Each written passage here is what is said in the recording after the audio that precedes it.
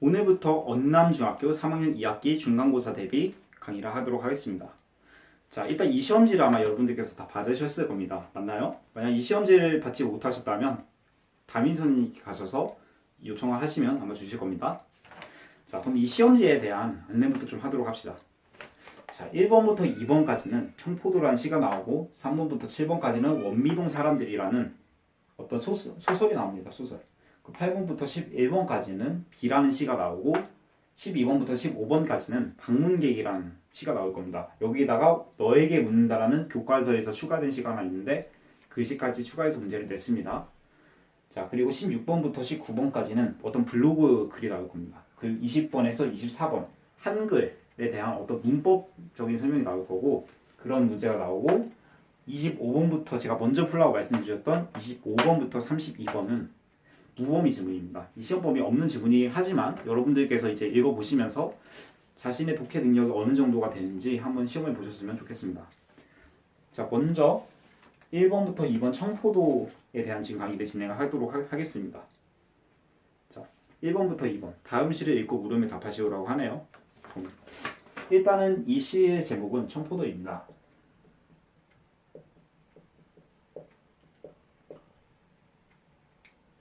자, 청포도인데 이 시를 지은 사람은 이육사예요. 이육사. 근데 여러분 여기서 좀 이제 주목을 하셔야 될 게 먼저 좀 배경 설명을 좀 드리고 갈게요. 자, 이육사라는 이름은 이 숫자에서 기인한 거라고 합니다.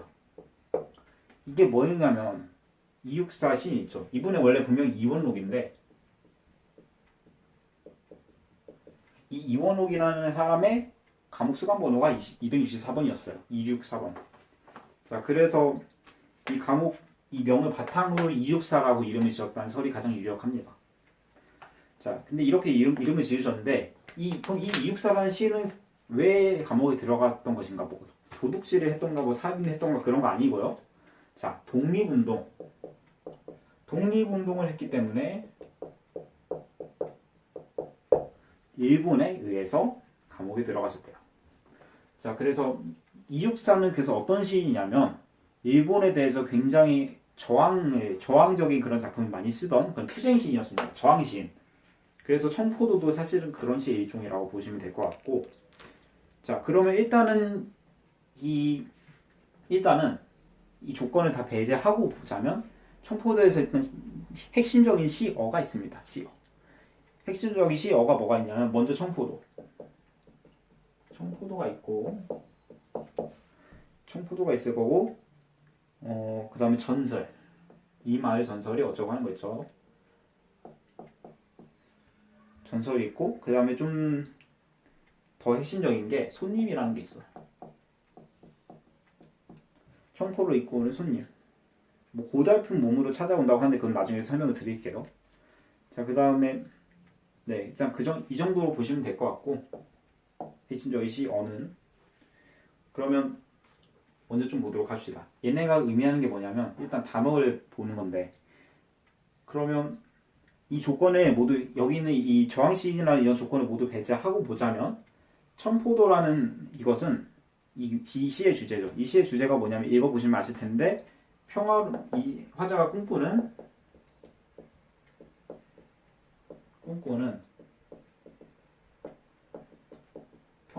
평화로운 세계 이렇게 적을게. 화자가 꿈꾸는 평화로운 세계입니다. 청포도가 의미하는 것은. 그러면 전설이란 뭐냐면 전설. 얘는 이거는 이 조건을 좀 봐야겠구나. 어쨌든 간에 이 전설이라는 것은 사실 그냥 이거 겉들만 보자면 과거의 이야기죠. 과거의 이야기. 플러스 여기는 하나가 더 있는데 뭐가 있냐면 그 화자가 꿈꾸는 미래 이야기 있죠. 미래 지향적이시니까 미래 그 희망적인 미래의 이야기.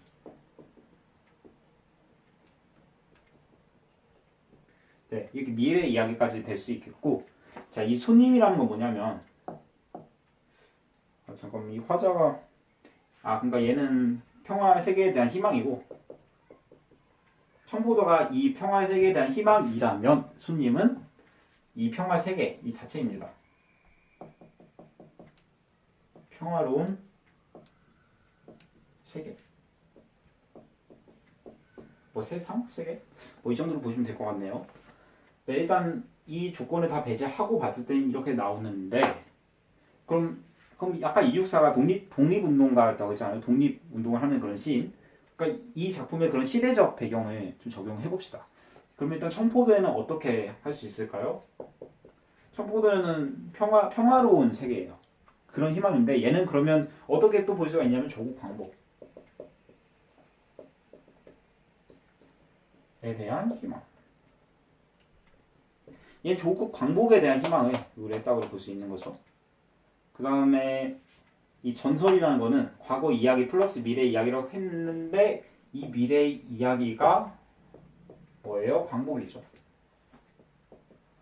그러면 이 평화로운 세계는 뭐가 되냐면 그럼 결국은 여기서는 평화로운 세계가 아니라 결국은 이 시대적 배경으로 보자면 조국 광복이다 이렇게 볼 수 있겠죠. 자 그러면 좀 문장을 하나 볼 게 있는데 뭐 두 손을 한북 막 적셔도 좋으련.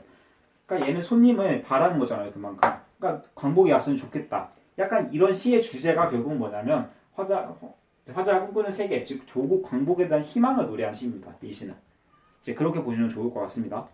그러니까 얘는 두 가지로 볼 수가 있는 거예요. 평화로운 세계라고 볼 수도 있고, 그리고 광복에 대한 희망이라고 볼 수 있는 겁니다. 그러면 약간 우리가 좀 대조적으로 봐야 되는 게 뭐가 있냐면, 또 대조적인 게 뭐가 있냐면, 어떤 색채 대비 있죠. 그 색채 대비를 우리가 좀 강조해서 봐야 합니다.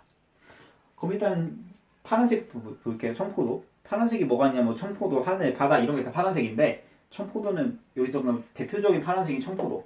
얘가 의미하는 것은 평화 세계에 대한 희망이에요. 그러니까 사실은 뭐 하늘이 꿈꾸며 뭐 이런 것도 있고 뭐 푸른 바다 가슴이 열고 막 이런 거 있죠. 이제 그런 것들은 다 어떤 화자의 희망을 좀 희망적이라고 좀 기억하시면 좋을 것 같고 그리고 하얀색은 약간 우리 민족의 상징이라고 볼 수 있고 그냥 우리가 백이 민족이었으니까 약간 뭐 평화 하얀색은 약간 평화롭고 약간 순수한 약간 그런 분위기의 색깔이잖아요. 여기서는 약간 평화를 상징한다고 보면 좋겠습니다. 그래서 얘는 그러니까 푸른색은 여기서는 희망이고 흰색은 이게 뭡니까? 아까 내가 뭐랬어? 흰색은 평화다. 이런 색채비가 굉장히 뚜렷하게 드러나고 있습니다. 이제 그렇게 보시면 될 것 같습니다. 자, 1번부터 봅시다. 문제풀이. 아래 글을 바탕으로 윗글을 바르게 이해하지 못한 것은? 자, 아래 글 보기가 뭐라고 되어 있냐면 이육사의 이름에 대해서 나와 있어요. 이육사의 이름이 이원욱이었는데 뭐 이육사였대요. 뭐 얘가 어떤 조선일보에서는 뭐 고기 먹고 설사한다 뭐 이런 뜻으로 적히기도 했다고 하고 그러니까 굉장히 비아냥거리는 거지 일본 지금 이 상황을. 근데 여기도 뭐라고 되어 있냐면 그의 독립정신, 그러니까 독립정신에 동그라미 해봐요. 그러면 이제 이름에서만 드러나는 것이 아니다. 그는 독립운동으로 17차례 옥고를 치렀으며 어쩌고 하면서 이 사람이 독립운동가였다. 이 시대가 일제강점기였다. 이것을 우리가 드러내는 겁니다. 그러면 이제 이것을 바탕으로 시를 보면은 이 시대적 배경을 여기 적용하라는 거죠. 적용하라고. 그러면 1번 청포도라는 단어가 이상적인 미래에 대한 소망을 나타내는 것 뜻하는군. 그러니까 이상적인 미래라는 것은 결국 광복을 의미하겠죠. 어쨌든 1번을 맞게 되고 자 2번 청포도와 익어가는 시절인 7월은 화자의 소망을 더욱 강조한 역할을 하는군. 그러니까 청포도가 뭐 조국 광복에 대한 희망을 뜻하는 거라는데 내 고장 7월은 청포도가 익어가는 시절 1년이지. 이 1년에서 그러니까 청포도라는 어떤 화자의 희망이 무르익어간다. 그런 약간 희망을 좀 강조하는 역할을 여기서 한다고 보면 될 것 같습니다. 자 3번 병. 화자가 바라는 손님은 그가 기다리는 대상으로 광복을 의미한다고 해석할 수 있겠군. 화자가 바라는 손님 여기 있네요. 조국 광복. 그러면 광복을 의미한다고 해석할 수 있겠죠. 화자가 꿈꾸는 평화로운 세계 또는 조국 광복 이렇게 볼 수 있겠는데 여기서는 조국 광복이 좀 더 붙겠네요. 자 4번 정.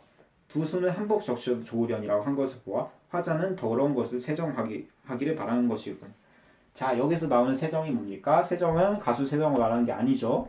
그러니까 여기서는 씻는다의 뜻의 그런 세정인데 이게 왜 나왔냐? 여기서는 이 세정이라는 단어가 왜 나왔냐면 두 손을 한복 적시로 조으렴. 뭐 물에 딱 넣고 이렇게 씻는 거야 손을. 그러니까 물에 손을 적시면 이게 씻는 거잖아요. 세정하는 거잖아요. 자, 이렇게 말하시면 안 되죠. 왜냐면 여기서는 아까 제가 여기 칠판에 적지 않았지만 말씀드렸잖아요. 두 손을 한복 적셔로 조으려는 손님, 그러니까 광복이 오면은 그만큼 좋을 것 같다. 이만큼 내가 너무 광복을 진짜 눈물 나도록 바란다. 자, 이 정도를 이렇게 해석을 하셔야지 뭐 씻는다 이런 거랑은 전혀 관련이 없죠. 왜냐하면 이 시에서는 뭔가를 씻는다는 내용이 전혀 드러나지 않았습니다. 자, 5번. 그래서 답은 4번. 1번의 답은 4번이 되겠네요. 자, 5번은 무. 이 마을 전설은 과거의 이야기뿐만이 아니라 미래에 찾아올 손님과 같은 세계를 상징하는군. 이 마을 전설은 그러니까 과거의 이야기뿐만이 아니라 여기 플러스 미래의 이야기. 즉 미래에 찾아올 손님과 같은 이야기, 그러니까 조국 광복 같은 그런 이야기를 꿈꾼다고 볼 수, 그런 이야기를 의미한다고 볼 수 있죠. 그래서 5번도 맞는 것이 돼서 답은 아닙니다. 그래서 1번이 다 4번이고 2번 다음 중 윗글에서 나머지와 다른 색채를 상징하는 시어는 아까 색채 내가 말했죠. 푸른색과 흰색. 자, 그럼 여기서는 이제 4개가 흰색이고 하나가 푸른색이거나 뭐 4개가 푸른색이고 하나가 흰색이거나 둘 중 하나겠죠. 자, 봅시다. 자, 1번이 뭐냐면 청포도, 2번이 은쟁반, 3번이 바다,